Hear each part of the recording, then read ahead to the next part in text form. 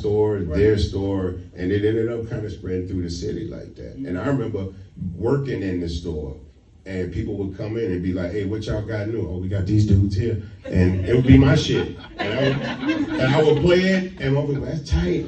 And they buy it and leave, and next week come, motherfucker, you didn't tell me this was you. I'd be like, but that bitch jamming, man. So you and Pimp C, y'all making music. At what point do y'all encounter DJ Screw? Okay, so DJ Screw comes right after our second album, Super Tight.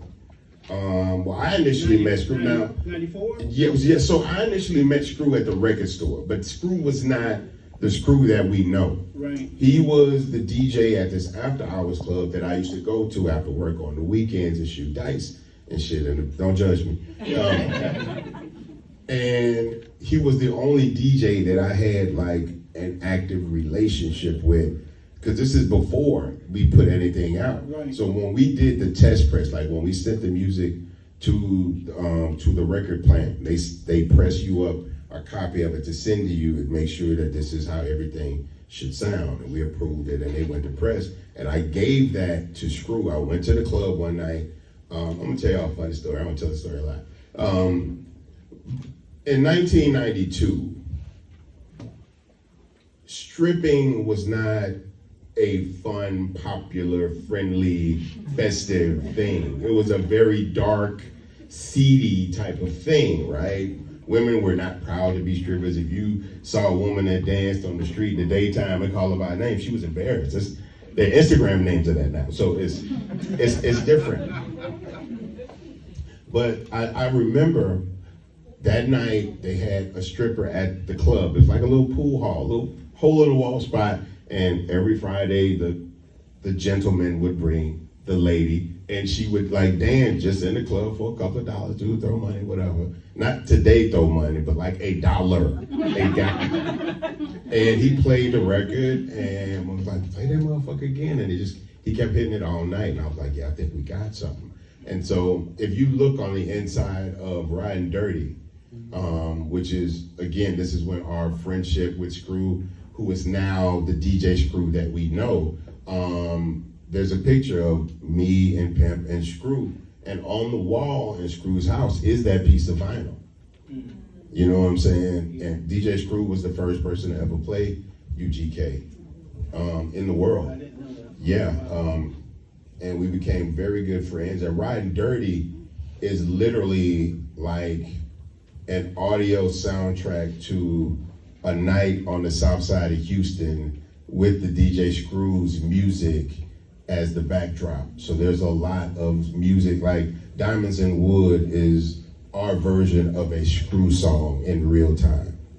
You know what I'm saying? Like, there's so much Screw influence in Riding Dirty because Riding Dirty is a very Houston album, and there was nothing more Houston at that time than what Screw was doing. And it was really, what Screw was doing was documenting what life was in Houston at the time, on the south side of Houston.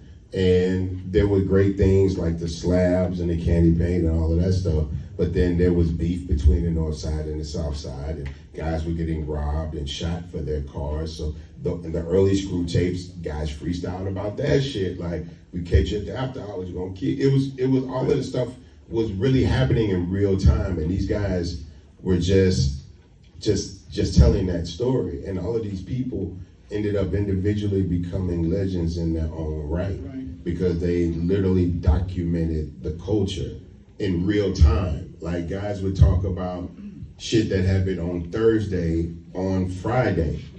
You know what I'm saying? And the people from the hood knew what they was talking about, even if they didn't say names or talked about specific shit. People knew what they was talking about. These Screw tapes actually resonate culturally very deep with people in Houston, because it's not just freestyles and music. The music is really redundant in terms of what they rap over. The music that Screw mixes is the real important part of what Screw does, because Screw was not a top 8 at 8 DJ, right? Like he was not playing the popular shit. He was playing what he felt.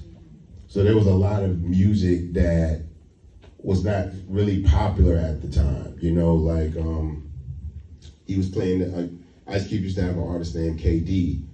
He played a lot of KD's music. There used to be artist, he was a gangster from California, he was a Crip, his name was Sibo. He was a very big fan of Sibo. He played a lot of Sibo. There was a group called Above the Law.